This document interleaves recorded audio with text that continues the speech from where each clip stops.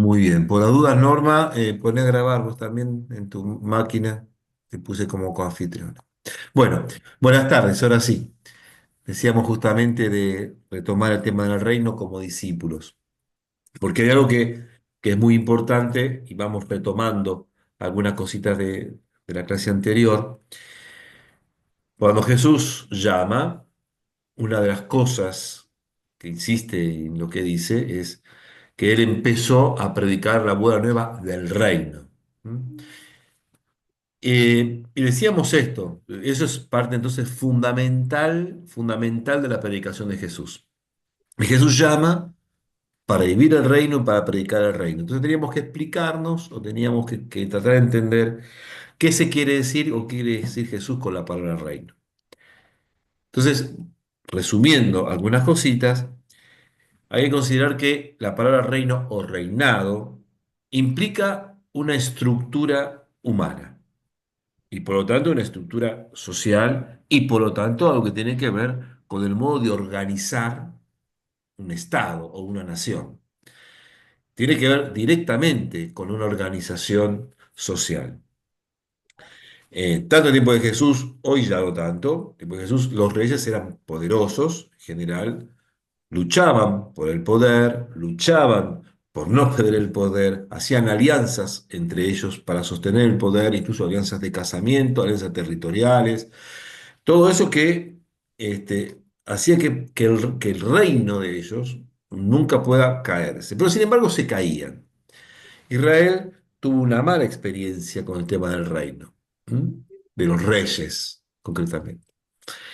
A tal punto que en algunos momentos, lo hemos puesto en los textos que vimos la semana pasada, se espera que venga un rey que pueda recomponer la situación humana. Para Israel, en un principio, no quería, según el Antiguo Testamento, los profetas, Natán y algún otro más, no querían hacer un rey porque el rey justamente iba a aprovecharse del pueblo. Y ese rey, al aprovecharse del pueblo, iba a generar injusticias, iba a generar también situaciones de desigualdad. Pero sin embargo se impuso la idea del rey y por lo tanto un reino. Y esos reinos no fueron siempre buenos para Israel. Luchaban entre ellos, a veces sostenían algo bueno, y en general Ezequiel va a mostrar que los reyes terminaban como engordándose a sí mismos, matando a las ovejas más débiles para engordar ellos mismos. Esta es la historia que han tenido. Por eso la esperanza y la expectativa es que venga un rey que realmente cumpla con lo que tiene que hacer un rey de acuerdo a la tradición de Israel. Para la tradición de Israel, además, el rey, y eso lo vemos en los Salmos, el rey recibía la bendición de Dios y hasta se lo llamaba hijo de Dios, porque en el momento de la unción, ¿m? Era como que Dios adoptaba a este rey como hijo. Entonces hay unas relaciones directas con todo esto. Cuando se lo unge al rey, la palabra unción con la cual se designa al rey es Mesías. El rey es un Mesías porque es ungido.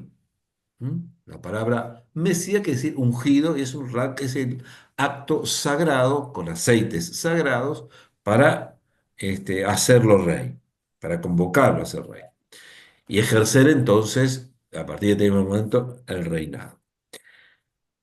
En el tiempo de Jesús, el reino se asemejaba más o menos a la problemática que se daba en el Imperio Romano como un imperio. Y la estructura del Imperio Romano era realmente muy poderosa y para nada, de ninguna manera, una estructura que pueda ser confiable. Hoy podía ser bueno y mañana podía ser cruel. No había ningún problema, porque tenía el poder y era dueño de todo eso.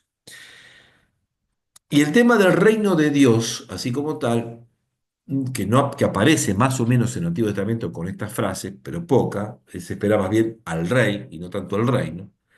El tema del reino de Dios era algo bastante difícil de digerir para los judíos porque no terminaban de entender qué significaba el reino de Dios. Porque en algunos casos uno podría entender si es un reino y tiene una estructura humana, Entonces era mantener las mismas estructuras humanas como si fuera un reino, pero en el cual simplemente se desarrolle las leyes de Dios, pero manteniendo una estructura de poder, de nobleza, de lacayos, hasta incluso eh, de soldados que protejan al reino de Dios.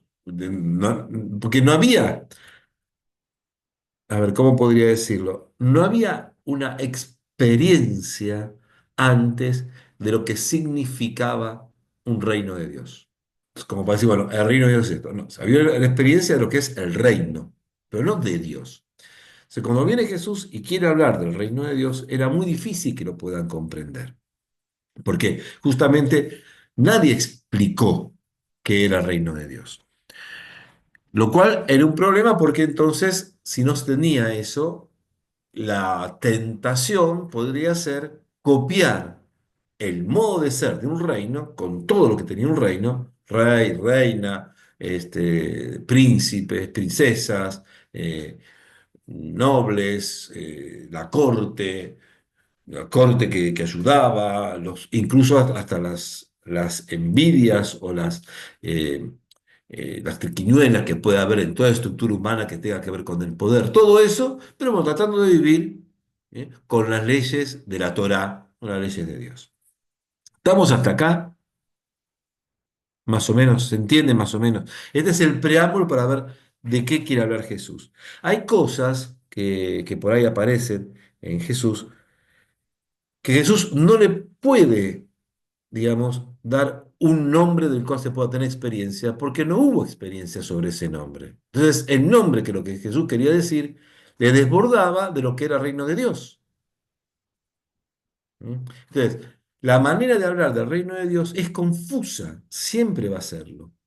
Por eso Jesús ni siquiera puede explicar qué es el reino de Dios. Y lo que vamos a ver hoy es, por ejemplo, entre otras cosas, es que de la única manera que él podía hablar del reino de Dios, sin entender, sin poder explicarlo, era con ejemplos, o con parábolas, o con narraciones, o con historias. Porque no podía definirlo, porque el reino de Dios, para Jesús, se escapaba de las definiciones de las cuales uno estaba acostumbrado a tener. Entonces, se escapaba, ¿no? Desbordaba cualquier definición. Entonces, de lo que puede hacer además es con comparaciones, con narraciones, con, con historias que más o menos reflejen eso. Entonces la gente tenía que aceptar y poder digerir esas cosas. ¿Estamos hasta acá, más o menos? ¿Se entiende? Más o menos. Si alguien no entiende, que explique, pregunte. Vamos a compartir.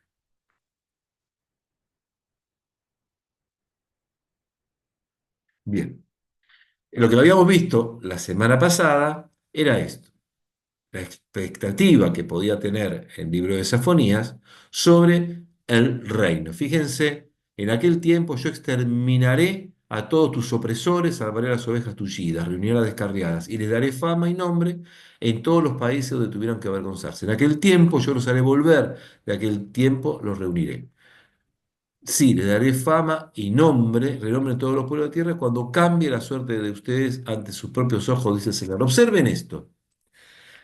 La expectativa de ese final, que va a venir el rey de Israel, el Señor está en medio de ti.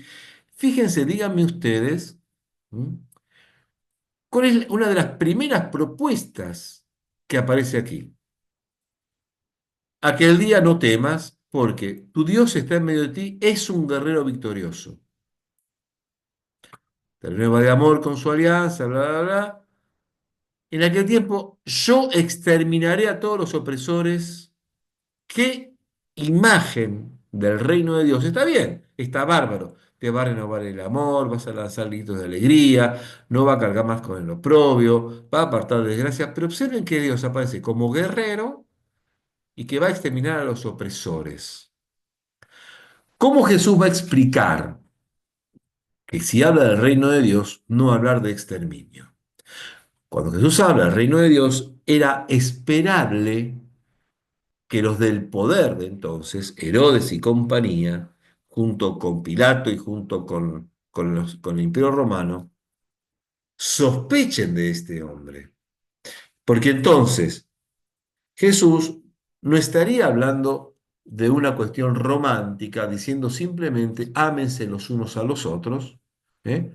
Porque el prójimo hay que amar al prójimo, como decía Levítico, sino que acá estaría diciendo Jesús que Dios como rey va a exterminar a los opresores. Ese es el planteo que se podían hacer y era lógico que se hagan ese planteo. ¿Mm? Era parte de esta lógica. Ahora, Jesús, obviamente, en ningún momento quería atravesar o pasar por estas experiencias. Vamos a ver que justamente va a decir lo contrario. Bien, es más, en el Apocalipsis aparece Dios como Jesús como el rey de los reyes de la tierra. ¿Cómo se comprende, que el rey de la tierra no entre en competencia con los otros reinos de la tierra? ¿Por qué va a ser el rey de los reyes de la tierra? ¿Mm? porque yo quiero que si somos Jesús habla del reino de Dios, estrellas, pero entonces no habla de Dios como rey fundamentalmente. Jesús va a juntar el tema del reino de Dios con el tema de que Dios es Padre. Nunca Jesús va a decir que Dios es rey. Y con eso se despega, de alguna manera, de esa profecía de Sofonías, donde va Dios, va a ser el rey, pero cuando Jesús habla del reino de Dios, va a hablar de que Dios es Padre.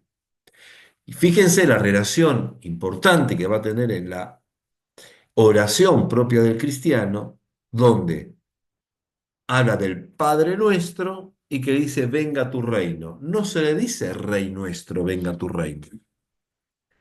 Entonces, la paternidad de Dios nunca va a ser una justicia mortal, sino que la paternidad de Dios va a ser un encuentro con todos sus hijos, donde en ese encuentro Él va a imponer su reino. ¿Mm? Entonces, fíjense, lo que veíamos recién de Sofonías. En aquel tiempo yo voy a exterminar a los opresores. Fíjense cómo retoma esto en el Evangelio de Marcos capítulo 10. Para hacerlo desde arriba dice, les contamos, ustedes saben cómo era. Jesús está yendo a Jerusalén, está por morir, va a morir en la cruz. Entonces se dice, queremos estar uno a tu derecha y otro a tu izquierda cuando eh, instaures el reino. Y entonces Jesús le dice, guarda, porque en este texto no está la previa de esto, cuando dice los eh, reyes de la tierra los oprimen y los maltratan. Y ahí definen, bueno, se cortó mal el texto, y ahí se define qué es el reino propiamente. Esperen que por las dudas se los voy a leer del texto así. eh,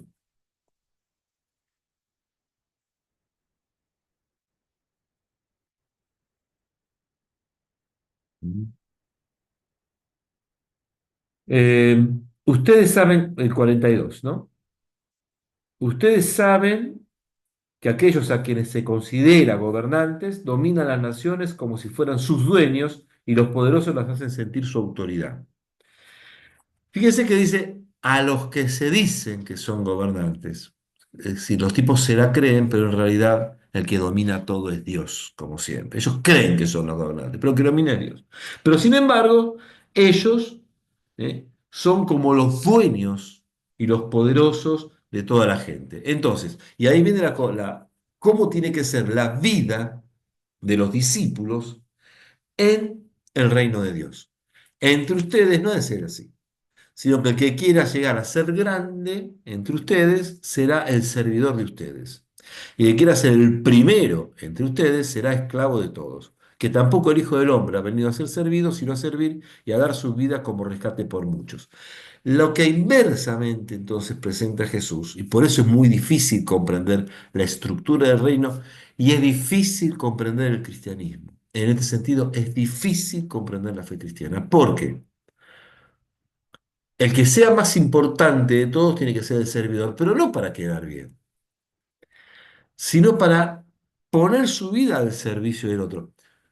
Un rey no pone su vida al servicio de la gente, es la gente la que está al servicio del rey.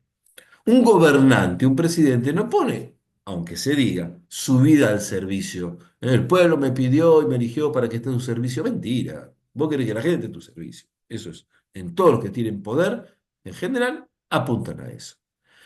Pero acá se invierte, y lo que va a empezar a mostrar Jesús es que en realidad el reino de Dios es una inversión de valores de lo que nosotros hemos conocido.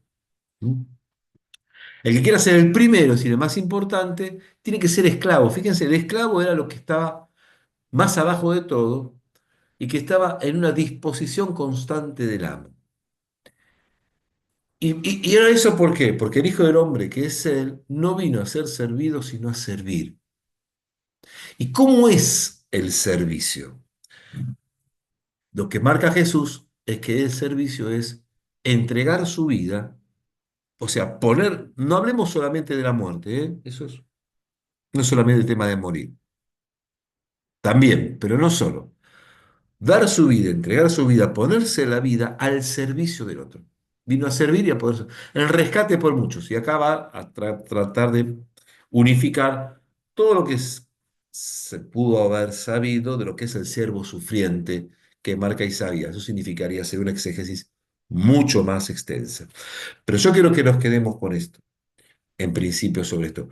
El reino de Dios, entonces, va a marcar una oposición a lo que ordinariamente conocemos como no solamente la estructura, sino la actuación de los que están en el reino. Y él se dedica especialmente en este caso a aquellos que son los primeros, porque justamente los primeros aquí serían de alguna manera los discípulos, los que van a quedar. Este texto está escrito para los que tienen lugar un rol de poder en la iglesia. ¿Mm? Entonces, los que tienen lugar de poder en la iglesia, y pone la comparación, los que tienen poder en los gobiernos hacen esto. Los que tienen poder en el reino de Dios, ¿mm? Que es esta comunidad en la cual estamos, los que tienen poder en el reino de Dios, los que tienen no ejercen un poder, o no deberían ejercer un poder de dominio, sino de servicio. ¿Mm? ¿Por qué? Porque así lo hizo Jesús. Por eso, como es muy difícil comprender esto, como decía al principio, y esto realmente desborda la situación, el reino de Dios no se puede explicar. Jesús puede decir esto, pero esto pueden ser ciertas definiciones o palabras de especulación. Pero del reino de Dios Jesús habla en parábolas y además obviamente habla desde los gestos. En primer lugar, desde los gestos, vamos a ver, desde los gestos, no lo podemos sacar, pero desde los gestos de Jesús, el reino de Dios es eso, porque Él vino a dar su vida en rescate por muchos. ¿Cómo vive Él este reino? O sea, ¿cómo vive Él esta estructura? Siendo servidor, ¿m? Y entregando esta vida. Entonces, primera declaración es, toda la vida de Jesús fue un servicio en función del cumplimiento del reino. ¿Cómo era ese servicio? Ahora lo vamos a ver en un ratito, pero para adelantarlo, mostrando el perdón y no una exigencia condenatoria, mostrando la misericordia, mostrando a alguien que sana para incluir, mostrando que Él quiere a todo el mundo alrededor suyo desde el amor y no del interés, que Él está devolviendo la vida a aquellos que la han perdido de alguna manera, ya sea porque murieron, y de ahí está el caso de algunas resurrecciones, como aquellos que perdieron la dignidad, los que perdieron la esperanza, los que perdieron el sentido de un proyecto de vida, Él se los va devolviendo. Está como en un servicio constante de los necesitados, de algún tipo de necesidad. Aún los que tienen necesidad de comer cuando multiplica los panes, siendo un símbolo después, por otra parte, de la Eucaristía.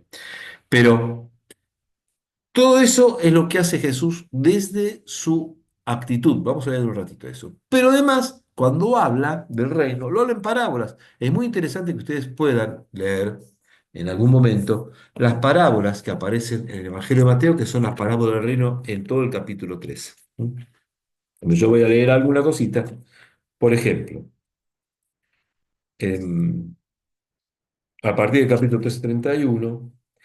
Fíjense una cosa, esto es lo que yo quería mostrarles cómo la explicación del reino desborda la estructura y desbordan lo desconocido. Voy a dejar de compartir porque quiero que escuchen el texto este de Mateo 13, 44 y 40 al 46. Fíjense esto, el reino de los cielos. En algunos momentos, en los evangelios sinópticos, que además se habla del reino, tanto Marcos como Lucas hablan del reino de Dios, que seguramente fue la tradición original, más original de Jesús, la predicación más original de Jesús. Pero en el Evangelio de Mateo se pone el reino de los cielos, porque a Dios, como buen judío, no lo va a nombrar. Por eso hay una diferencia entre el reino de los cielos y el reino de Dios desde el punto de vista de la palabra, pero no desde el punto de vista del concepto. ¿Mm? Reino de los cielos es como si fuera, más o menos, como si fuera una especie de sinónimo de Dios. Porque Dios, como habita en el cielo es el lugar de Dios, todo el cielo de algún modo es Dios. El reino de los cielos no dice qué es, se parece, o es como, a un tesoro escondido en un campo. Un hombre lo encuentra, lo vuelve a esconder y lleno de alegría vende todo lo que posee y compra el campo. No dice que se parece a un hombre, sino que se parece a un tesoro. ¿Mm? De todas maneras, el tesoro este que es encontrado, lo encuentra un hombre que utiliza recursos no santos para poder apoderarse del reino. Porque fíjense las triquiñuelas que hace este hombre en un campo que no es el de él, porque si no, no lo hubiera escondido. Si hubiera sido de él el campo, feliz de la vida, va con el tesoro, vende. Pero el tesoro no es de él, el campo no es de él, esconde el tesoro, va a saber dónde es, compra el campo para apoderarse del tesoro que está en el campo. ¿Mm? Uno se puede quedar con las artimañas ilegales, ilícitas, misteriosas, sombrías de este hombre. Pero nos podemos olvidar, quizás, de que estamos hablando de que el reino es el tesoro y no las prácticas del hombre. Para Jesús lo más importante es que este hombre se apoderó del reino. Y los pasos que da este hombre termina siendo insignificantes y terminan siendo, sí, significantes porque para él lo que le importaba era el reino y era el tesoro que es este reino. Porque entonces, gente, para Jesús, el reino, apropiarse del reino, no depende de nuestra moralidad. Todos encontramos el reino y no necesitamos ser buenos para quedarnos con el reino. El reino no tiene expectativa de ser encontrado por los buenos, sino de ser encontrado por todos. Desde el ejemplo acá de un hombre que no hace las cosas como uno hubiera esperado, cumpliendo reglas, no quiere decir Jesús que acá que... es decir, el tema no está en simplemente la legalidad o no, sino el reino es para todos y el reino no exige que uno haga las cosas bien para tener el reino. El reino, lo que es importante del reino es que es encontrado. Entonces, para Jesús, el reino es gracia. El reino supera las, los actos de justicia. Acá no está validando, el tema no es la validación de la ilegalidad. Ni siquiera está hablando del hombre, está hablando de la gracia de Dios. El reino es un tesoro. Y hagas lo que hagas, te corresponde porque lo encontraste. Es decir, lo puede encontrar cualquiera. ¿Se entiende esto que quiero decir? Más o menos, más o menos. Porque es muy difícil, yo sé que no. Porque Uno espera que Es confuso el planteo que vos estás haciendo.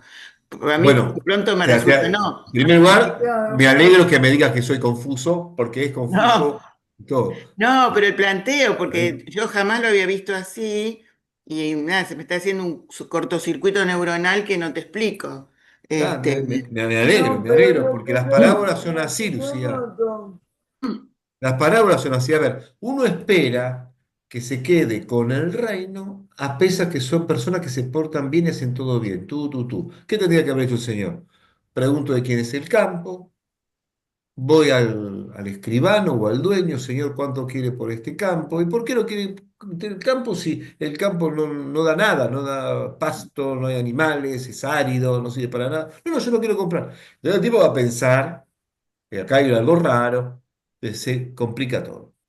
Sea, todos esos esfuerzos es lo que sería lo legal, lo que debería ser. El hombre hace otra cosa, más rápido, más fácil, esconde, compra el campo por 2 mangos y se queda con el tesoro. Pero lo que no queremos hacer aquí es detenernos justamente en los pasos inapropiados que dé el tipo. Porque el reino no es como el hombre que hizo esto, sino el reino es como un tesoro que un hombre lo encuentra independientemente de cómo vive ese hombre, porque si el hombre hizo esto, a ver, si el hombre hizo esto, estaba acostumbrado a este tipo de cosas. Yo encuentro y tesoro y no sé, yo no podría esconderlo fácilmente porque yo cuando voy a robar, prácticamente soy capaz de ponerme acá, voy a robarme un reloj y se daría cuenta no, todo el pero mundo yo creo porque uno no está que acostumbrado a eso. porque no Seguramente es, el hombre este estaría acostumbrado a este tipo de cosas, estaría acostumbrado a manejarse en los negocios. Y en los negocios se maneja justamente de un modo a veces no tan lícito o no tan claro o no tan transparente. Pero la parábola nos quiere mostrar que justamente el reino no es algo que sea solamente para los que sepan hacer bien las cosas, sino que es para todos. Porque ¿de qué habla la parábola? Habla del tesoro y no de la conducta humana. Si uno hubiera querido, imaginar, por hubiera sido así. eso, Espera un poquitito. Laura, espera un poquitito, porque si no se me va la idea y ya se me está yendo. Eh, Uno hubiera esperado que diga esto. El reino de Dios es como aquel hombre que cuando encontró un tesoro, compró, le preguntó al Señor cuánto valía el campo o le preguntó al Señor cómo hacía para vender el campo, entonces se quedó. Entonces uno dice, ah, qué bien, sí, así se hace bien, así se hacen bien las cosas, está todo en regla. Pero el tema es el encuentro del campo, el encuentro del tesoro. ¿Quién encuentra el tesoro? Cualquiera. Pero puso el ejemplo de alguien que no operó de una manera, digamos, transparente al menos, porque sabía que no podía serlo transparente, entonces, que seguramente era acostumbrado a eso, para quedarse con ese tesoro. Entonces, el punto el tesoro es tan grande que es para todos. Ahí es el sentido de la parábola. Las parábolas son contradictorias, son confusas. Por ejemplo, la que sigue. El reino de los cielos se parece también, acá sí, a un negociante que se dedicaba a buscar perlas finas. Al encontrar una de gran valor, fue a vender todo lo que tenía y la compró. Pero esto sí es local, esto sí está perfecto. Porque acá este hombre es un negociante que se dedicaba a esto. Encontró una, ¿eh? Y fue a vender todo lo que tenía y la compró. Y ya, no escondió nada. Entonces, el reino de los cielos es un tesoro, es una perla que la puede encontrar cualquiera. ¿Mm? Entonces, claro, pero por ejemplo, José Luis, yo me voy a morir, pongamos él, y veo a Dios, no creo, no sé qué existe, pero veo algo que me consuelo, que me sirve, que lo siento, que la gracia, que este hombre para mí encontró la gracia, como si yo diría, estoy en blanco, y me llega una bendición, me llega algo que a mí me hace bien, y con eso me quedo. No bueno, tanto con lo material. Bueno, justamente el tema es la gracia, Laura. El tema es la gracia acá. El tema es que el reino se presenta como una gracia. ¿Mm? Y eso será entonces para nosotros lo importante. Eh, ¿Puedo hacerte una pregunta? sí, sí, perdón, ahí voy. No, sigo pensando que, a ver, no es lo que yo escuché en muchas de las misas en las que se intentó explicar estas parábolas. Y por otro Mm. lado, si el reino es la gracia, la verdad que si Jesús lo explicaba así, lo explicaba bastante difícil.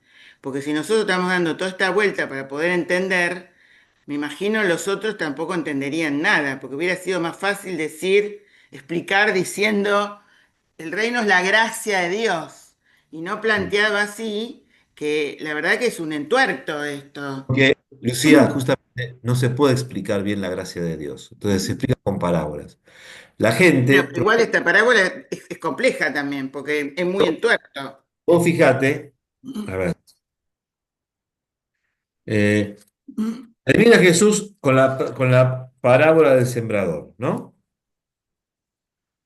Los discípulos, la parábola del sembrador en el capítulo 13. Los discípulos se acercaron y le dijeron, ¿por qué les hablas por medio de parábolas? Él respondió, a ustedes les ha concedido conocer los misterios del reino de los cielos, pero ellos no. O sea, el misterio hay que ir descubriéndolo. Y esto tiene que ver con un tipo de ejercicio y enseñanza que él tiene que decir. Dice, porque por más que oigan, no comprenderán. Solamente van a poder comprender la parábola aquellos que ya tuvieron una experiencia de la gracia.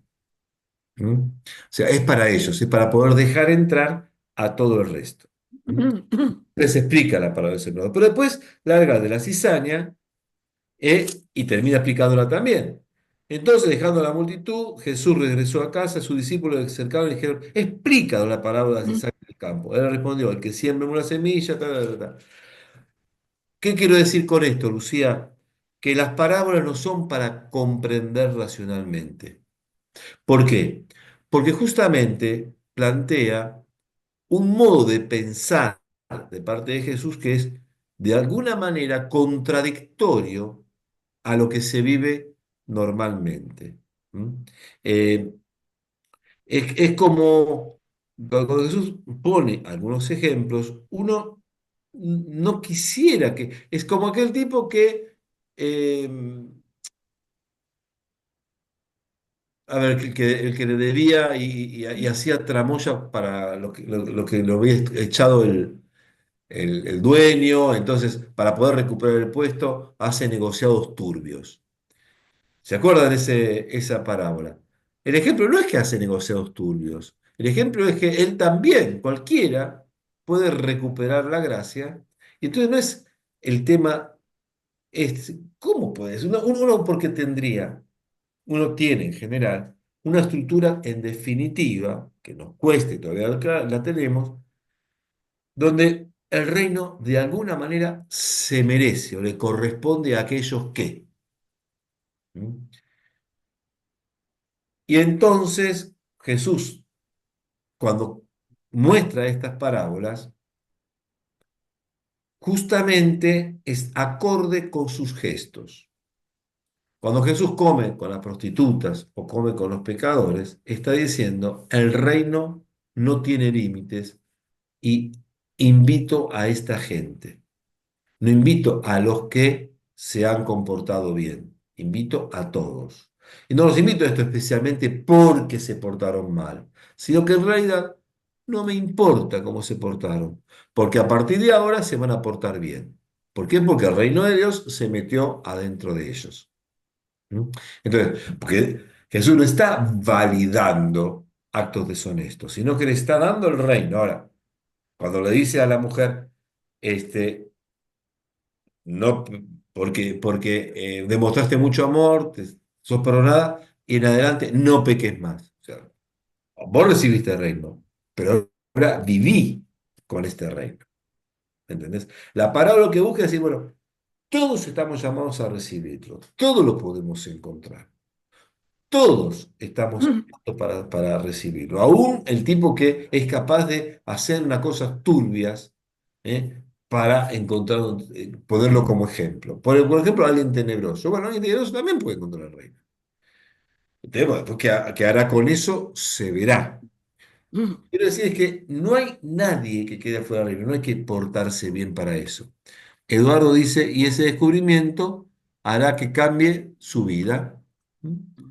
Eh, a ver, hará que cambie su vida mediante la gracia, por supuesto, porque ya está la gracia a la cual hay que seguir siendo fiel constantemente, estará en él permanentemente. Y sí, en tanto y en cuanto el sujeto siga siendo fiel a la gracia. ¿Mm? Bien, vamos ahora a ver. Discúlpame, ¿puedo decir algo? Sí, Eh, yo tenía un profesor en el seminario catequístico y él nos explicó que el reino de Dios es Jesús mismo y que nosotros los llevamos adentro. Por eso es que cuando vos lo descubrís a Jesús, descubrís ese, ese, ese cofre, o sea, descubrís esa todo, o sea, riqueza. Por eso es que el reino es para todos, porque claro. cuando vos lo descubrís a Jesús, Jesús mismo es el reino. Sí, que Jesús sea el reino es contradictorio, porque él nunca dice yo soy el reino, ni siquiera solamente en Juan No, dice, yo soy rey. claro, Ahí rompe todo más todavía, pero eso lo dice en Juan. Y sí, también lo dicen, cuando Jesús entra a Jerusalén como el rey, ahí donde hace el gran clic, el gran problema, cuando él está entrando a Jerusalén como rey, con esta trasfondo que tienen ellos, de que iba a venir Yahvé como rey para poder liberarlo de los opresores y para poder liberarlo, y viene como un guerrero, él viene sobre un burrito, pinta de guerrero no tiene. Los que iban con sí, él eran los campesinos, no parecían soldados que vinieran con lanzas. Sin embargo, los poderosos de ese entonces dijeron, este tipo viene como rey, este tipo viene detrás a destruir algo, o nos viene a confundir a nosotros. Entonces ahí es donde deciden terminar definitivamente con él. Jesús es esa presencia que anuncia el reino, pero él anuncia el reino, no es el reino. ¿Mm? El reino es lo que él anuncia que viene de parte de Dios. Ahora, es cierto que descubrir a Jesús es como descubrir el reino. Por eso es claro. que descubrir a Jesús Es es que es un descubrir. tesoro, es que es un tesoro. Él nunca dijo que él Jesús era es el rey, pero descubrir, para un humano, para mí, la descubrir a persona Jesús. que, la persona que lo conoció a Jesús cambiaba, se curaba. Entonces, o descu- sea, pero espera que te termino de contar, porque sí, descubrir a Jesús es descubrir la persona de Jesús. Descubrir a Jesús es el que trae el reino. Y descubrir el reino es el modo de vivir que trae Jesús. claro, por eso. Él es el reino, entonces No, uno como es el discípulo. reino. Y sigue No, hablando. yo digo, a ver, yo como discípula lo sigo a él, Sí, lo seguís a él, pero él no es el claro, reino. Él te dice dónde está el reino. porque él es el Hijo de Dios. Perfecto, pero no es el reino. El reino es un estilo de vida. ¿Está bien? Sí, sí. Pero Jesús no es el reino. Jesús anuncia el reino, pero él no lo es. Seguimos a Jesús que nos dice dónde está el reino. Son cosas diferentes. Para nuestra... Porque ese reino que él trae cambia a todos. Los cambia a Bien, todos, cambia para bien. Por pero eso, por no eso es lo mataron. sí, claro, claro. Porque él traía algo diferente, algo de amor que la gente no entendía. No entiendo Entonces, y no entiendo. levantaba a los que estaban bajo. Entonces, claro, y bueno, y sí, es un tesoro, y uno lo sigue, por supuesto. Sí, sí, sí, sí. Vamos a ver una cosita mientras tanto, ¿eh? Pero está por ahí, Noemí, está por ahí. Las características del reino. ¿Mm? ¿Quién se junta en un reino humano? Los nobles, los poderosos, los que buscan privilegios, los que escalan posiciones. En el reino de Dios Jesús se junta con los pobres, los marginales, se sientan en los últimos lugares, se trata de ser servidores y hasta de dar la vida. Es una característica del reino muy diferente del reino humano. En las palabras de Jesús no hay definiciones o explicaciones de qué es el reino de Dios. El tema del reino de Dios se presenta con imágenes, parábolas, oposiciones, en contrastes, formas negativas de lo que vive el mundo. Por eso, mientras que el mundo castiga a los pecadores, Jesús los perdona. Si perdonan sus faltas a los demás, el Padre que está en los cielos también los perdona a ustedes. Pero si no perdona a los demás, tampoco el Padre los perdona a ustedes. ¿Eh? El perdonar es consecuencia y causa del perdón de Dios para nosotros. El reino de Dios, en el reino de Dios prima la gracia y no el mérito. El reino de Dios se parece también a un negociante que se dedicaba a buscar perlas finas y al encontrar una de gran valor fue a vender todo lo que tenía y la compró. ¿Eh? El tipo no tiene mérito en esto. Ni siquiera lo buscó, lo encuentra de repente y no fue demasiado transparente. En este reino no vive el varón, participan las mujeres y tienen un lugar. Su madre y sus hermanos fueron a verlo, pero no pudieron acercarse a él a causa de la multitud, entonces le anuncian a Jesús: tu madre y tus hermanos están ahí afuera y quieren verte. Pero él respondió: mi madre y mis hermanos son los que escuchan la palabra de Dios y la practican. Esto está, y en Lucas 18, pero en 8:19, hay mujeres que lo siguen y que lo escuchan. ¿Por qué también esto es importante? Porque la estructura judía de aquel entonces, las mujeres no leían ni aprendían a leer la Torá. Solamente el varón leía la Torá, aprendía la Torá, recitaba la Torá y se la decía a su mujer o a su hija, en su defecto. Pero la Torá le corresponde a un trabajo de estudio, que sería la palabra de Dios, de un varón. Por eso hay rabinos en tiempo de Jesús. Ahora, cuando Jesús dice mi madre y mis hermanos, está incluyendo obviamente a las mujeres. Y las mujeres ahora sí pueden escuchar la palabra de Dios y la practican. Entonces, está, y después en Lucas 8, las mujeres también lo siguen. Quiere decir que en este contexto, las mujeres también pueden escuchar a Jesús y ser discípulos de él. ¿Mm? Como vimos la otra vez, las mujeres también pueden ser discípulos. Entonces, obviamente que eso para nosotros no es novedad, pero en tiempo de Jesús, el discipulado femenino, la semana pasada, la anterior lo vimos, el discipulado femenino es aceptado y es promovido, y en San Pablo, por supuesto. En el reino humano, los niños podrían ser abandonados. Y esto es cierto. El niño es recibido y es aceptado en la medida en que el padre lo acepte en su familia. Podían aceptar. En el Imperio Romano saben que los niños se los ponía, se los podía poner en medio de la plaza o la calle. Si el padre no lo quería aceptar y lo agarraba a otro, se moría. O sea, el niño es hijo biológico, pero también niño, hijo por adopción. Pero acá, en el Evangelio de Mateo, los niños aparecen como modelo. Jesús llamó a un niño, lo puso en medio de ellos y dijo: les aseguro que ustedes no cambian o no se hacen como niños, no entrarán al reino de los cielos. Por tanto, el que sea pequeño como este niño, será el más grande de los reinos de los cielos. ¿Qué significa hacerse pequeño como este niño? Pequeño es vulnerable. ¿Mm? Vamos al Evangelio de Mateo, capítulo 25, para que tengamos una idea de esto.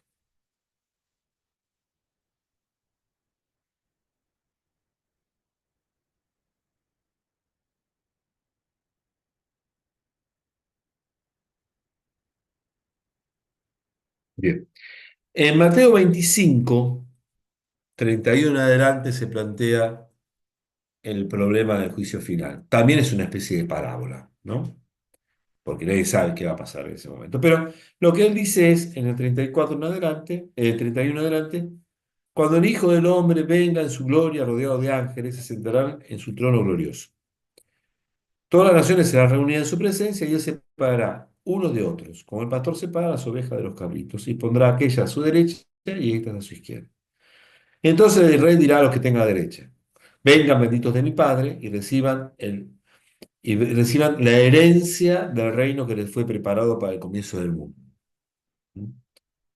Porque tuve hambre y ustedes me dieron de comer, tuve sed y me dieron de beber, estaba a paso y me alojaron, desnudo y me vistieron, enfermo y me visitaron, preso y me vinieron a ver. Los justos le responderán, Señor, ¿cuándo te dimos hambriento, te dimos de comer, sediento y te dimos de beber? ¿Cuándo te dimos de paso y te alojaste? Te alojamos desnudo y te vestimos. ¿Cuándo te dimos enfermo o preso y fuimos a verte? El rey les responderá, les aseguro que cada uno que lo hicieron con el más pequeño de mis hermanos, lo hicieron conmigo.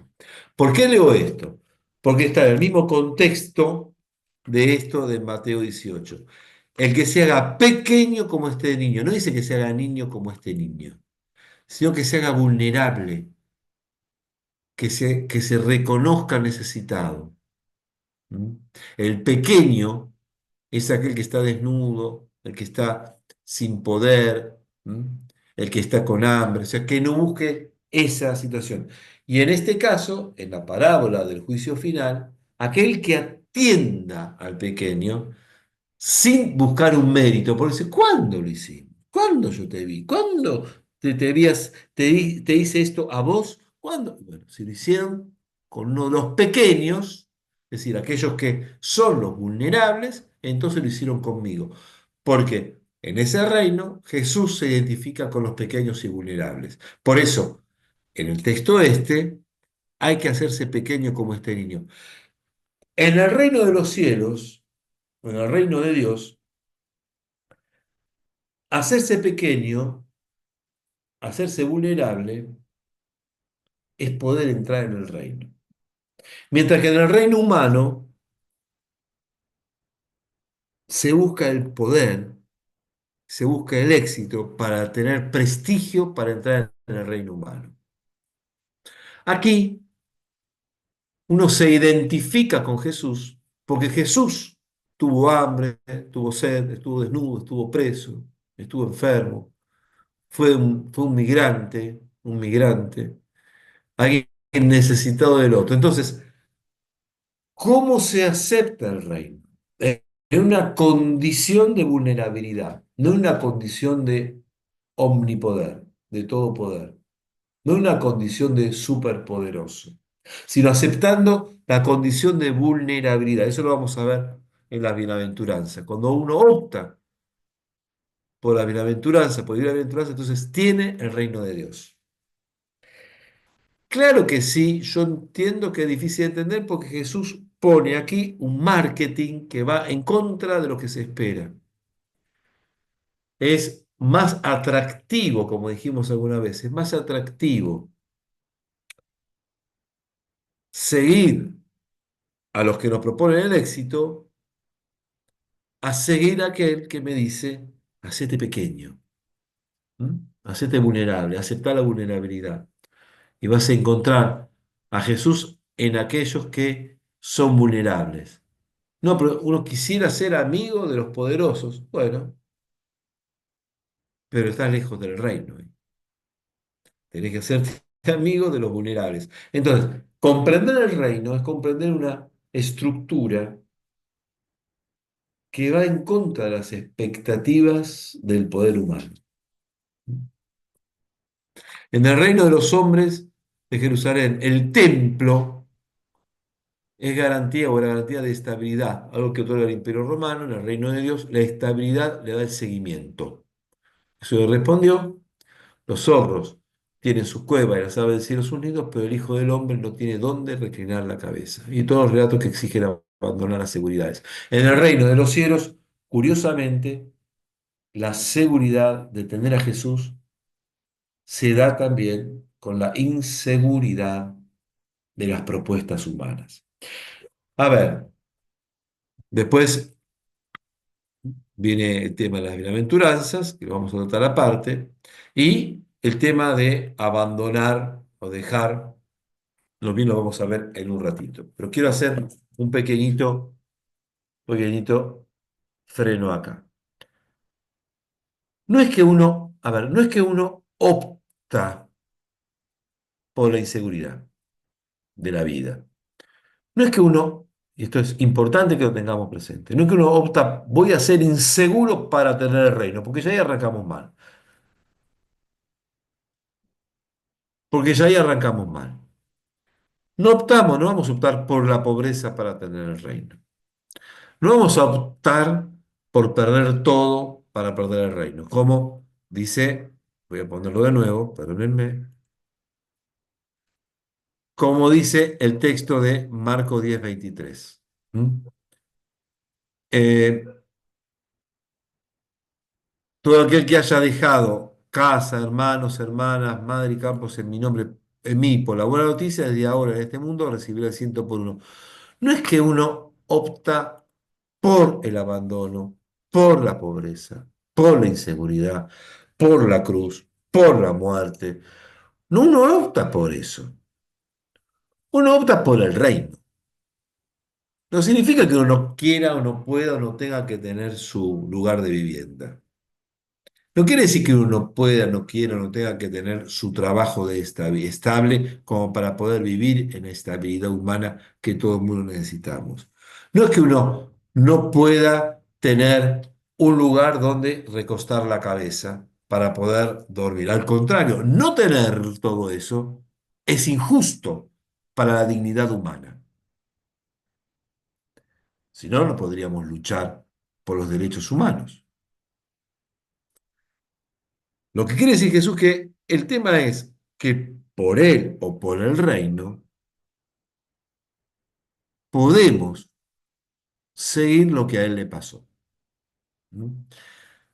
Uno no puede tener las dos cosas. Uno no puede tener el poder que decíamos antes en Marcos 10, donde oprimimos, donde maltratamos y somos los gobernantes, que estamos por encima de los demás, y a la vez decir que estamos con Jesús. Porque eso no fue la vida de Jesús.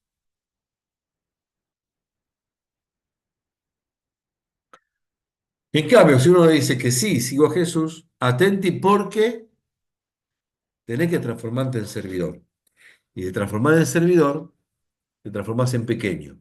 Y transformás en pequeño, tu vida va a cambiar porque no vas a estar buscando el maltratar a los demás como hacen los gobernantes de estas naciones, sino a servirlos.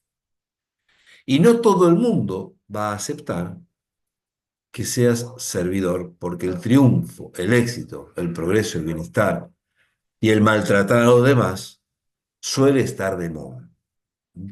Entonces, aceptamos más y mejor a aquel que es capaz de insultar a los pequeños que aquel que lucha para que los pequeños tengan lo que necesitan dignamente, que es, estuve desnudo y me vestiste. Ese luchó por los pequeños. Estuve enfermo y me visitaste. Este luchó por los pequeños. ¿Eh? Tuve hambre y me diste de comer. Eso, dar de comer o dar de vestir, no es simplemente y nada más que ir a llevar, lo cual está excelentemente bien, llevar algo de comida a aquel que no tiene para comer. Está magnífico porque alguien se ocupa de eso. Sino luchar por la comida de todos. Luchar por el vestido de todos, luchar por la salud de todos, luchar por la justicia, para que no estén presos los que están presos injustamente. José ¿Me Luis, y explico? una Entonces, palabra, el lucha por la salud de todos, el que lucha por la ropa de todos, el que lucha por la comida de todos, el que lucha por la libertad de los que tienen que estar afuera, a ese tipo lo van a joder la vida, le van a molestar, porque no es una persona que esté haciendo lo que quiere hacer el mundo. Entonces, el discípulo de Jesús, cuando hace eso, sigue los caminos de Jesús. Y ahí va la suerte que tenga que ver. ¿Cuántos conocemos nosotros? ¿Cuánta gente conocemos nosotros que por haber levantado la voz por otros, como lo haría Jesús, han sido justamente descalificados de su entorno? ¿Mm? Conocemos un montón, un montón. Aquellos que levantaron la voz por los pequeños, que quisieron que los pequeños tengan lo que tenemos que tener todos. Entonces, insisto, cuando vemos el texto, a tomar la cruz, dejar esto, aquello y lo otro, no es que yo tengo que dejar para, sino que porque sigo a Jesús, me puede pasar esto. ¿Se entiende eso? Entonces uno no elige la pobreza, uno elige al pobre. Y después la vida te va a llevar a tomar caminos y elecciones, que curiosamente aquellos que eligen estar con los pobres son muchas veces difamados, muchas veces utilizados, muchas veces despreciados, y sí, sí, porque en definitiva están corriendo el mismo camino que el maestro. ¿Se entiende esto? Bueno, a esto vamos nosotros. Eso es lo que nos está queriendo mostrar Jesús. Vamos a seguir un poquitito más. Bueno, sí. Yo quería proponer esto, Entonces, no se clasifica a la gente por la pureza social o la tradición religiosa, sino por la fe. Fíjense. Mientras se dirigía a Jerusalén, Jesús pasaba a través de Samaria y Galilea. Al entrar a un poblado, le salió al encuentro 10 leprosos que se detuvieron a distancia y empezaron a gritarle: Jesús, Maestro, ten compasión de nosotros. Al verlos, Jesús le dijo: vayan a presentarse a los sacerdotes. Y en el camino quedaron purificados. Uno de esos, al comprobar que estaba curado, volvió atrás, alabando a Dios en voz alta, y se arrojó a los pies de Jesús con el rostro en tierra, dándole gracias. Era un samaritano. Entonces, la posibilidad de recibir la gracia de Dios, la posibilidad de encontrarse con Jesús, no depende ni del rol que tengas, ni de la fe que tengas, ni de la no fe que tengas, desde la cultura que tengas, no depende nada de eso. Todo depende de la gracia. Por eso lo que quiero resaltar aquí el Evangelio de Lucas, ¿m? Es que aquellos que estaban acostumbrados supuestamente o de alguna manera a ir al templo, o qué sé yo, a pesar de haber sido curados, no fueron a dar gracias. En cambio, este, que recibe una curación de parte de un judío que era un enemigo de los samaritanos, este samaritano le vuelve a dar gracias a este judío y entonces el relato, fíjense, no apunta solamente a la curación, no apunta solamente al agradecimiento. Apunta también, y de un modo muy especial, al encuentro de dos pueblos enemigos, y eso es la gracia. El samaritano encontró en Jesús que un enemigo le podía dar la gracia de estar curado. Y ahí fue donde se salvó. Poder reconocer que la gracia no tiene límites, no tiene nombre, no tiene estado, no tiene religión, no tiene política. La gracia está más allá. Por eso es muy importante reconocer que en el reino, que el reino no se identifica con la iglesia. La iglesia no es el reino de Dios. El reino de Dios supera a la iglesia, trasciende a la iglesia. Fíjese que Jesús no vino a anunciar la llegada de la iglesia. Jesús vino a llegar, Jesús vino a anunciar, Jesús vino a anunciar la llegada del reino. No dijo: chicos, vine a traer la iglesia. Vos vas a hacer esto, aquello, lo otro, vos hacer el monaguillo, vos lees la primera lectura, vos lees, arreglás los cantos, venite con la guitarra, ordenar la catequesis. Jesús no vino a traer la iglesia, porque la iglesia sería una estructura, y que de hecho terminó siendo, sobre todo en la cristiandad, una estructura tan poderosa como un gobierno o un reino humano, que también hizo muchas veces tanto desastres como un gobierno humano, ¿no? Con la Inquisición, con las cruzadas y con tantas cosas.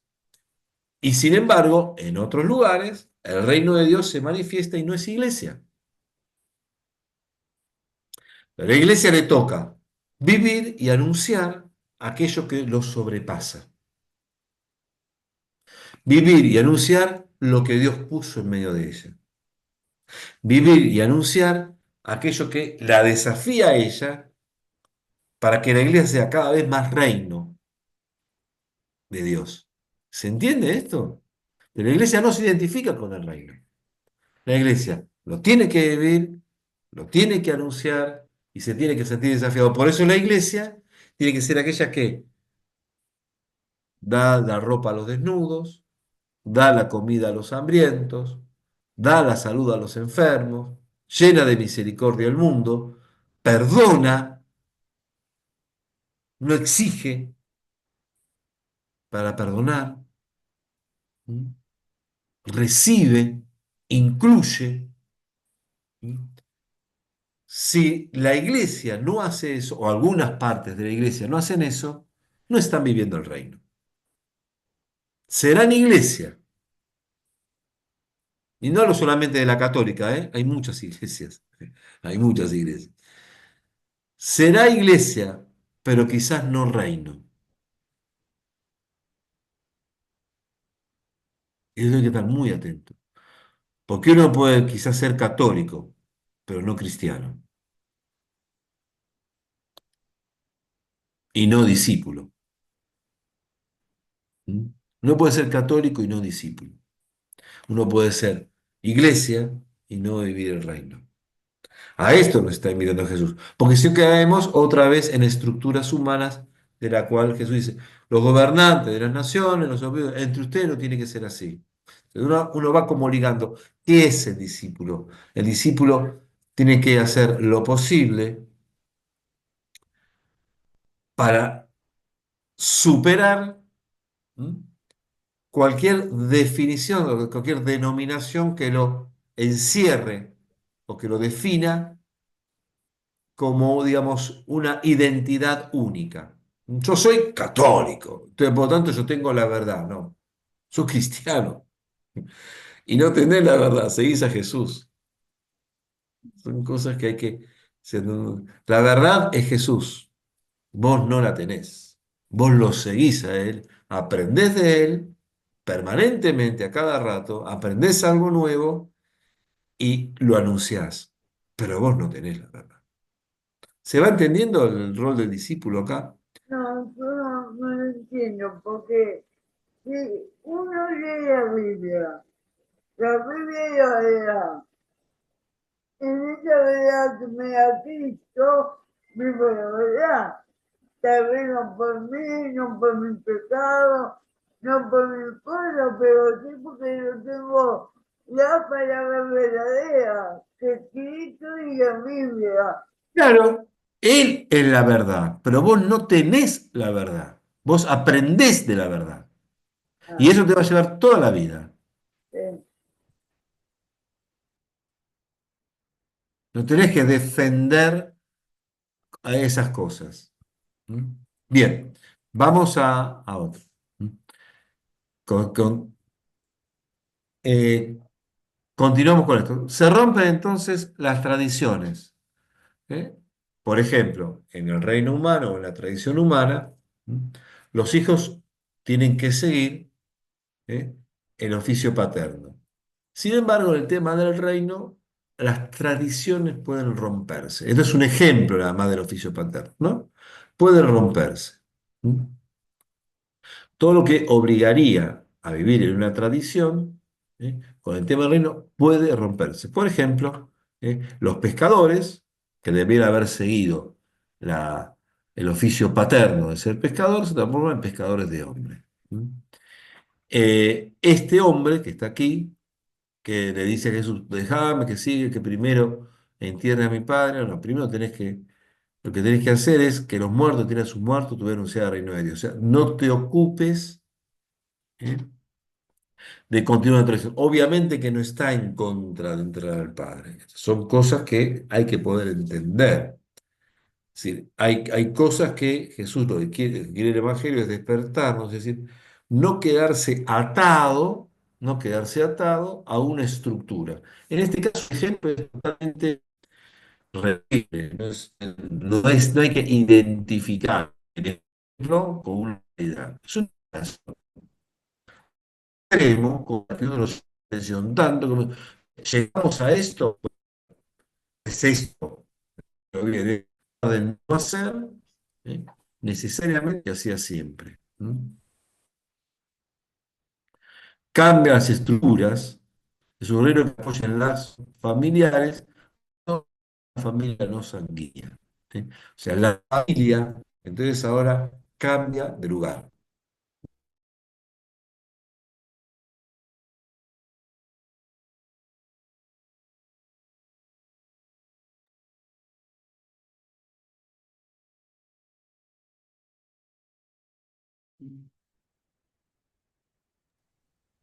Parece que se cortó. Y te Un rato perdimos, te te quedaste fuiste. congelado. Bueno, bueno, volvemos a... Entonces, se recrean también entonces los lazos familiares, que ya no son necesariamente los sanguíneos, por eso en la iglesia se llaman hermanos, ¿no? Los hermanos. Eh,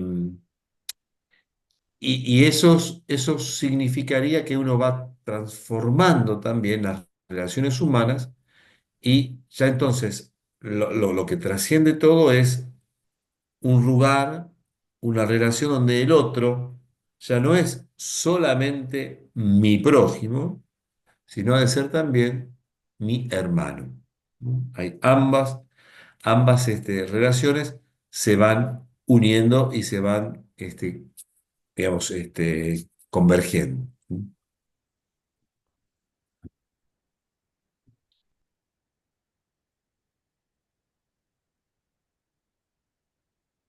Entonces, ya como para mandar la última.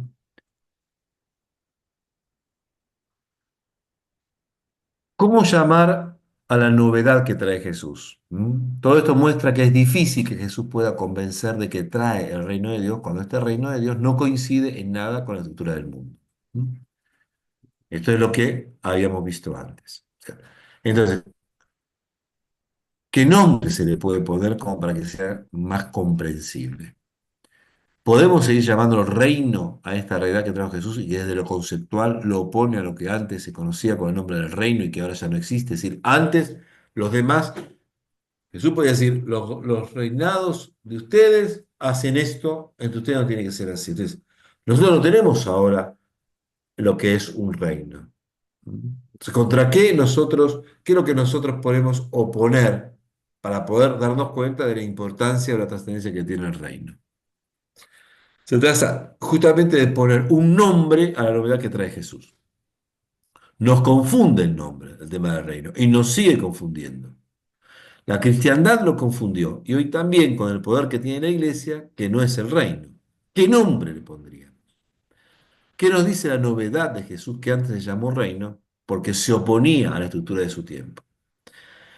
Entonces, en definitiva, tenemos quizás que poner un nombre, inventar, imaginar un nombre sobre este reino, ¿no? Sobre esta realidad. Se le puso el nombre del reino porque era comprensible para aquel tiempo, y el reino de Dios se oponía al reino humano. Pero ¿qué nombre ponemos a esta realidad que trae Jesús que se opone a lo que propone un mundo?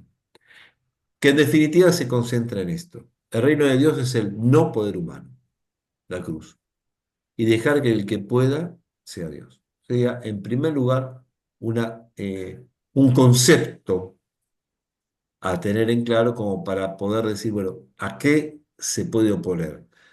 La estructura del reino de Dios se apoya en Dios, al cual Jesús le llama Padre y no Rey. Encontrarse entonces con un Dios que es Padre, eh, y en definitiva, las oposiciones que se marcan aquí son muy claras. Por un lado, el poder que oprime, que maltrata, que molesta, que divide diabólicamente. La palabra diablo quiere decir división. Todo el que divide tiene que ver con lo diabólico. ¿Mm? O sea, el que desprecia todo eso que pasa en el mundo, lo opuesto tenemos que ser nosotros. o somos nosotros. Lo opuesto que es, el reino es lo que incluye, después hay que ver qué nombre se le da. Por ahora lo llamamos así porque es el que está en la tradición, pero la estructura que quiere Jesús, la realidad que quiere Jesús es lo que incluye, lo que perdona, lo que provoca ternura, lo que expresa misericordia, ¿eh? Lo que expresa solidaridad y atención, lo que se expresa, lo que expresa la lucha por los derechos de aquel que es el pequeño vulnerado y vulnerable, ¿eh? Aquello que no triunfa visiblemente y que se hace en lo oculto, como las semillas que crecen, como las semillas que, aquello que es gracia, aquello que no depende de una religión o de un estado, de un estatuto. Todo eso que vemos en el Evangelio es lo que seguimos. Por eso insistimos esto. Nosotros seguimos a Jesús que nos muestra el reino. Cuando seguimos a Jesús, tenemos que saber si, y acá, con esto terminamos más o menos, cuando seguimos a Jesús, tenemos que estar muy en claro que lo que estamos aceptando es el reino que Él nos trae. Porque si no aceptamos ese reino, insisto, tendremos el nombre de la denominación de la denominación de la iglesia a la cual pertenecemos. Somos ortodoxos, somos católicos, somos de la Reforma, somos de los hijos de Dios, de donde sea, pero no somos cristianos, no somos seguidores de Cristo, que es lo que significa cristiano. Entonces, eh, para seguir a Jesús, tenemos que aceptar lo que Él propone. Y lo que Él propone es el reino. Y lo que es el reino es todo esto de lo que estamos nosotros viendo. ¿Se entendió más o menos? Porque si no, ¿qué es lo que tenemos para... Acá dice, podría definir como el camino, está, pero todavía no. ¿Eh? Perdón, que se me fue la... Mm, ahí está. Está, pero todavía no. No es estático, cambia, seguimos a alguien en ese camino. Sí, de hecho, los primeros cristianos, no sé quién puso esta. Ah, Eduardo. A los primeros cristianos se los llamaba con este nombre, los del camino, que seguro está en Hechos de los Apóstoles. ¿M? Que también es un nombre de alguna manera eh, desvalorizante, porque son aquellos que no pertenecen a nada, son los del camino. Son los lincheras, son los peregrinos, son los ambulantes, los que no tienen una denominación, los que no tienen una identidad, O los son que los no que tienen saben a templo. dónde van. ¿Cómo? O son los que saben a dónde van porque tienen a ese alguien que los guía. Claro, pero eso entonces están siguiendo una persona, no tienen un templo. Ay, pero Jesús se definió a sí mismo como el camino, Bueno, entonces seguidores de él. ahí vamos. Entonces, a Jesús lo llaman así, bueno, los del camino, quizás es un nombre que habrá que pensar que quizás tenga que ver con eso, porque lo del camino habla de cierto desprendimiento, de libertad sobre todo, de no ataduras con cosas. Insisto, esto no quiere decir que uno no tenga cosas, si no tendríamos que vender los libros que tenés ahí y regalarlos y quemarlos, los que tenés ahí en la biblioteca. No veríamos la mesa que tiene Noemí ahí porque comería en el piso. No veríamos el cuadrito que tiene Marcelo, se dependería de todo, ese cuadrito que lo ama todas las veces, tendría, o el cuadro tan precioso que tiene Mariela o todas las cosas que vemos que tenemos allí, y si se cuadro, pero no quiere decir eso. ¿No? Quiere decir que estamos nosotros al servicio de los del camino, de los otros que están caminando con nosotros. ¿No? Hoy se habla mucho de la sindodalidad, por ahí quizás podrá ver algo, ¿no? Pero insisto en esto, ¿por qué hablamos del tema del reino cuando estamos hablando de ser discípulos? Porque no se puede ser discípulo si no se entiende qué es la propuesta de aquel al cual seguimos. ¿Mm? ¿Somos discípulos de él? Sí, en tanto y en cuanto para nosotros el reino sea una prioridad. Y a veces no apostar por el éxito, no apostar por el prestigio, bueno, va llevando también a una marginalidad. Recuerden esto, son y 20. Francisco siempre hablaba, cuando hablaba de cristianismo y de discipulado, que trabajemos y nos quedemos en los márgenes. Los centros, estar en los centros, suelen ser peligrosos. Y lo decía él que estaba en el centro de Roma. Eh, Suelen ser peligrosos porque el poder tienta mucho y el reino se opone al poder, ¿m? Al reino de Dios. Entonces, trabajar en los márgenes nos libera, trabajar sin lo que marcan los centros, trabajar sin las directrices que marcan los centros, eh, sin las órdenes que marcan los centros, sino en los márgenes es donde Jesús se movió bien, él era feliz en esos márgenes. Recuerden que Jesús no se mete tanto con el templo, aunque va al templo, pero está en un monte, está en un campo, habla de las espigas, de las cizañas, está arriba de un barco, está arriba de un barquito, está en el borde de una orilla de Galilea. Pocas veces Jesús está en un centro. ¿Mm? Y los primeros cristianos se manejaron también por los centros, por los márgenes, digo, se manejaron, y creo que son los lugares más cómodos, porque el poder nos exige tantas cosas para llegar a tener más poder. Y la iglesia cayó tantas veces en esos errores y en esos espejitos de colores. Eh, y al final uno se olvida de Cristo y quiere sostener a veces una iglesia poderosa, triunfante, de cristiandad, y vamos tapando a Cristo con un montón de cosas. Bueno, sobre esto podemos seguir hablando y vamos a seguir hablando, pero me parece que por ahí va al lado del discipulado. ¿M? En este caso, decíamos, Jesús vino a servir y dar la vida al rescate de los muchos, y cuando nos rescate de muchos, sobre todo, depende del texto.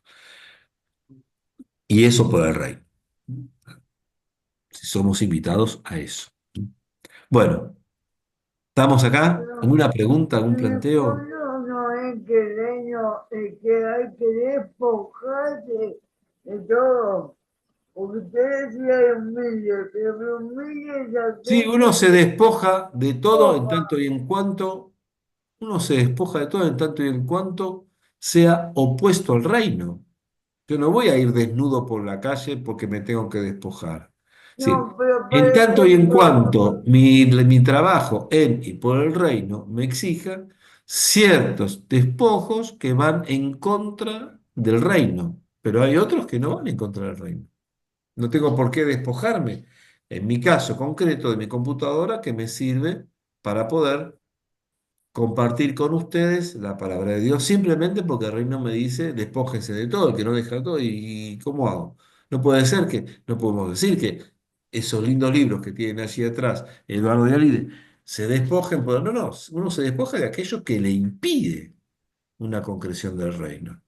Pero quede tranquila porque si uno sigue el reino, uno se va a despojar solito, o te van a despojar claro, solito, sin pensar y sin hacer mucho discernimiento de aquello que tenés que despojar, porque el reino te lo está pidiendo. Pero eso viene solo, no lo vas a tener. No hay que hacer cálculos de eso. No hay que hacer cálculos de eso. Cuando uno opta por el reino, solito, solito, uno se va despojando, te va despojando de aquellos que van en contra. Pero así que uno ni siquiera tiene que preocuparse de qué se tiene que despojar. El Dios tiene que vivir el reino. Y se terminó.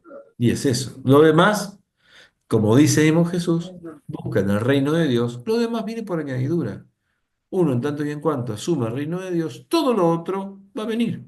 Entonces no tengo que estar discerniendo. ¿Eh? Dejo esta botellita de agua porque el reino me lo pide. Dejo este mouse porque el reino me... ¿De dónde sacaste eso?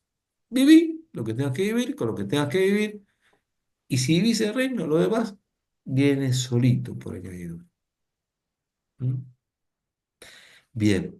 Norma, pregunto, ¿vos grabaste todo? ¿Aún en el corte quedó grabado ese? No, lo corté, lo paré ahí cuando y después Ah, ¿y retomaste. y te Sí, quedaron dos sí, grabaciones? sí, sí, ¿O no? sí. ¿Te Sí, quedaron dos porque grabaciones? yo, sí, sí, sí. Bueno, por Es la igual duda que te en la verás saber tuya. cómo me quedó a mí en la nube. ¿Mm? Bueno, dale. No, no. Bueno, gente, nos vemos el próximo martes, si Dios quiere. Muchas gracias. Nos Nos vemos. dejaste Chao, pensando. Muchas gracias. gracias, Gracias. muy bueno. Hasta luego. Hasta luego. Chao, Chao. chao. Chao, Gracias. José.